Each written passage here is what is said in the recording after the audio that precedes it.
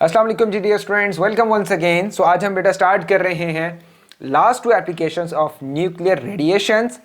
और याद रहे स्टूडेंट्स के पहली 3 एप्लीकेशंस हमने लास्ट 2 लेक्चर्स में डिस्कस कर लें, जिसमें हमने देखा कि रेडिएशंस एज ट्रेसर्स किस तरह यूज़ होता है, रेडिएशंस एज थिकनेस गेज किस तरह यूज़ होता है, और इसके साथ साथ स्टूडेंट्स हमने देखा कि किस तरह से स्मोक अलार्म में रेडिएशन हमारे लिए हेल्पफुल होती है। याद रहे स्टूडेंट्स कि ये जो स्मोक अलार्म है इसका होना तो नाम ये चाहिए था, या इसका स्टार्ट में नाम ये रखा गया न्यूक्लियर स्मोक अलार्म या न्यूक्लियर स्मोक डिटेक्टर। अब जरा मुझे बताइए कि अगर इस नाम का मार्केट में अवेलेबल हो न्यूक्लियर स्मोक अलार्म, तो क्या आप लेंगे? बिल्कुल नहीं लेंगे स्टूडेंट्स, आप तो न्यूक्लियर का नाम सुन के ही भागेंगे।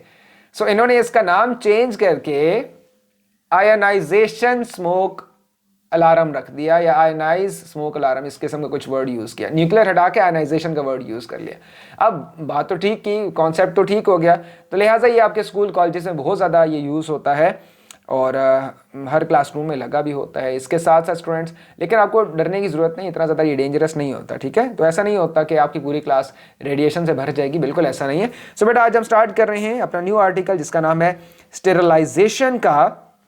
और इस टॉपिक को देख के मुझे थोड़ी सी बात याद आ गई। मेरे नाना अबू जो थे वो मेडिकल की फील्ड के थे बेसिकली। एक दफ़ा 2 दफ़ा हम जब हॉस्पिटल में हमारा जाना हुआ तो वो डिफरेंट तरह के इंस्ट्रूमेंट को वॉश कर रहे थे किसी मशीन में डाल के, कोई बटन दबा देते थे।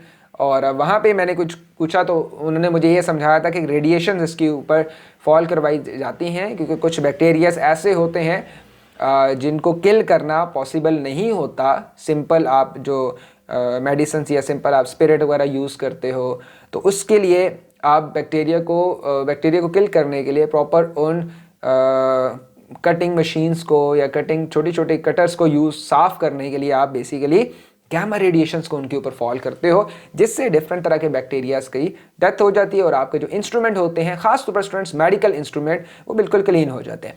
सो gamma radiation is used to sterilise medical instrument by killing bacteria. It is also used to irradiate certain foods, again killing bacteria to preserve the food for the longer. The radiation is safe to use as no radioactive materials goes into the food. जी students, याद रहे different food को preserve करने के लिए basically water को evaporate करवाने के लिए, क्योंकि अगर फूड जो है वो ड्राई हो तो आपको पता है कि वो ख़राब नहीं होता। जैसे ड्राई फ्रूट्स हो गए, ये बहुत अरसे तक ये चलते हैं, ठीक हो गया। इस तरह पुराने ज़माने में जो मीट है उसको सॉल्ट लगा के रखा जाता था ताकि जो सॉल्ट है वो मॉइस्चर एब्जॉर्ब कर ले और आपका जो मीट है वो ख़राब ना हो। तो यही टेक्निक हम यहाँ पे यूज़ कर रहे हैं कि हम गैमा रेडिएशंस को फॉल करवा के बड़े बड़े बॉक्सेस के ऊपर फॉल करते हैं, उसमें से पास हो जाती हैं। लेकिन जब वो पास होती हैं रेडिएशन, तो अपने साथ वो वाटर को एवेपोरेट भी करवा लेती हैं। इसके अलावा अगर कोई वहाँ पे बैक्टीरिया होगा तो उसको भी वो किल करके आपकी फूड को प्रिजर्व कर लेंगे। ख़ास तौर पर वो फूड स्टूडेंट्स जो कि स्पेस स्टेशन भेजा जाता है, डिफरेंट प्लैनेट से भेजा जाता है, जहाँ पे साइंटिस्ट काम कर रहे होते हैं, स्पेस शटल्स में होते हैं, तो वहाँ पे उनके लिए बड़ा हेल्पफुल होता है। तो ये डॉक्यूमेंट्रीज वगैरह देखते रहा करें, आपको मुझसे ज़्यादा नॉलेज इंशाल्लाह इस फील्ड पे हो जाएगी। So gamma radiation is chosen for its high penetration power. बिल्कुल ऐसा ही है, पैकेजिंग ओपन नहीं करनी पड़ती, आप ऊपर से ही मशीन रख के नीचे से वो पास करवाते हो। सेम ऐसे ही स्टूडेंट समझ ले जैसे वो एयरपोर्ट पे चेक हो रहे होते हैं, मशीन्स चेक कर रही होती हैं कि आपके बैग में है क्या क्या। वो भी तो रेज ही होती है ना जो अंदर पेनिट्रेट करती हैं, दोबारा रिफ्लेक्ट होती हैं, कैच होती हैं, स्कैन इमेज बना देती हैं। इस किस्म की बात कर रहा है। तो स्टेरिलाइजेशन के लिए आप जो भी सोर्स यूज़ करोगे, it must have long half life source, ताकि बहुत अरसे तक चले वो, और उसका एक एक्टिविटी जो काउंट रेट पर सेकेंड है वो भी कॉन्स्टेंट हो। एक्सपेंसिव होती हैं ये मशीन्स, बार बार हमें ना लेनी पड़े, ठीक हो गया बेटा। ये छोटा छोटा कॉन्सेप्ट आई होप सो के 1-2 मार्क्स के लिए आपने समझ लिया होगा। ये कुछ वीडियो यूट्यूब पे थी, मैं यहाँ पे नहीं चला सकता, कॉपीराइट का इशू आ जाएगा बेटा, तो ये ज़रा यूट्यूब पे खुद देख लीजिएगा। नेक्स्ट है हमारे पास diagnosis and the treatment of cancer students. कुछ बेटा कैंसर ऐसे होते हैं जो कि आपकी एक्सटर्नल बॉडी पे बाहर निकल आते हैं, जैसे स्किन पे कोई निकल आया, कोई मसल ऐसा हुआ जहाँ पे प्रोमिनेंट एरिया होगा, तो उसको ट्रीट करना एक सेपरेट टेक्निक होती है। ये बायो की फील्ड वाले ज़्यादा बेहतर जानते होंगे। और कुछ ऐसे कैंसर्स होते हैं, ये ट्यूमर्स होते हैं जो कि इंटरनल किसी ऑर्गन पे होते हैं, ठीक हो गया। तो दोनों को यूटिलाइज करने के लिए, सॉरी, दोनों को ट्रीट करने के लिए बेटा आप मशीन का यूटिलाइज करते हो। कौन सी मशीन का? ऑब्वियसली गामा रेज का इसका यूटिलाइजेशन करते हो। किस तरह करते हो आप? डिफरेंट एंगल्स पे आप जहाँ पे ट्यूमर होता है कैंसर का, उस जगह पे रेडिएशंस को हिट करवाते हो, ख़ास तौर पर जब कैंसर आउटसाइड द स्किन हो, ठीक हो गया, या ऐसे प्रोमिनेंट जगह पे हो, ताकि जो रेडिएशन है वो किसी और पार्ट को डैमेज ना कर सके। ऑल राइट, ठीक हो गया। सो बेटा जैसे ही कोई ऑर्गन होगा वहाँ पे वो हिट करवाएंगे, डिफरेंट एंगल से हिट करवाते हैं उस पर्टिकुलर एरिया को, ताकि वो हर जगह से सराउंड हो जाए वो ट्यूमर, उसके इर्द के सारी जो बीम है वो प्रॉपर तरीके से उसके ऊपर फॉल करें, कुछ वहाँ पे एब्जॉर्ब हो जाएं, वो रेडिएशन कैंसर्स के जो इफेक्टेड एरियाज हैं वहाँ पे जो बैक्टीरियाज हैं ख़ास तौर पर जो कि मूव कर रहे हैं उस इफेक्टेड एरिया को इंक्रीज कर रहे हैं, उनकी मूवमेंट को सीज किया जा सके और किसी तरह उस कैंसर पे काबू पाया जा सके।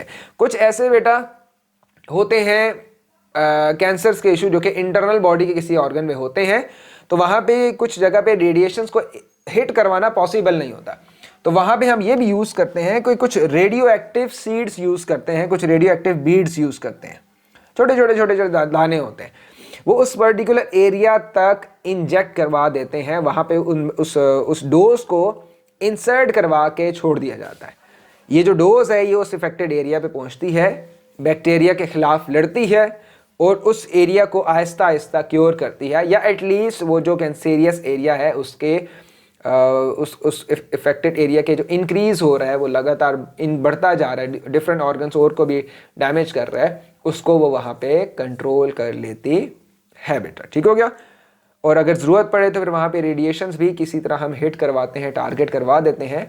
तो अब पढ़ लेते हैं हम इसकी थ्योरेटिकल वर्जन इसका देख लेते हैं। In the treatment of the cancer by the radiotherapy high energy beams of gamma radiation are focused directly into the tumour in order to kill the cancerous cell. So एक effective technique है, आप देख रहे हैं different angles पे उस जगह को सराउंड किया जाता है और फिर उस जगह पे हिट करवाई जाती है बीम्स को। For use of the radioisotope inside the body, students, short half-life sources are preferred so that the exposure time is limited. So ऐसा नहीं है कि आप ऐसा मटेरियल यूज़ करो जिसकी हाफ लाइफ ही कुछ साल हो, कुछ मंथ हो, कुछ डेज हो, उसकी वजह से तो प्रॉब्लम होगा। प्रॉब्लम क्या होगा स्टूडेंट्स, कि जितनी ज़्यादा आप लॉन्ग हाफ लाइफ के रेडियो आइसोटोप्स यूज़ करोगे, दैट्स मीन उतनी देर तक रेडिएशंस प्रोड्यूस करेंगे, तो रिस्क है कि हो सकता है वो कैंसेरियस एरिया जो है वो ठीक हो, क्योर हो जाए वो, लेकिन उसके साथ साथ और पार्ट्स को डैमेज कर दे तो बात वहीं तक पहुंच जाए। The beams are rotated around the body to minimize the damage to surrounding the tissue, ठीक हो गया। For external use where a constant dose is required, a constant half life radioisotope will be use. तो बेटा ये आपने छोटी छोटी बातें देख ली, आई होप सो कि ये चीज़ें आप अंडरस्टैंड कर पाए होगे। ले जी बेटा, हमने चैप्टर एंड कर दिया है।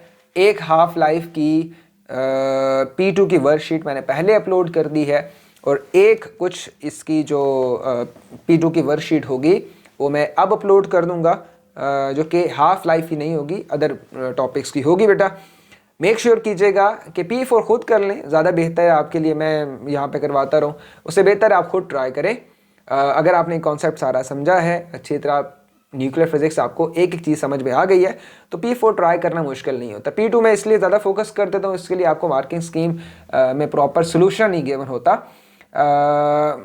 यहाँ P4 में फिर आपको कहीं ना कहीं सोल्यूशन मिल जाता है, तो कोई ना कोई अप्रोच लगा के आप अपनी तैयारी कर लेते हैं, ठीक है बेटा। सो P2 में अपलोड कर दूंगा 2-3 वर्कशीट इसकी, आई होप सो कि वो आपके लिए हेल्पफुल होंगी, और इसके बाद हम डिफरेंट चैप्टर्स की तरफ फोकस करेंगे।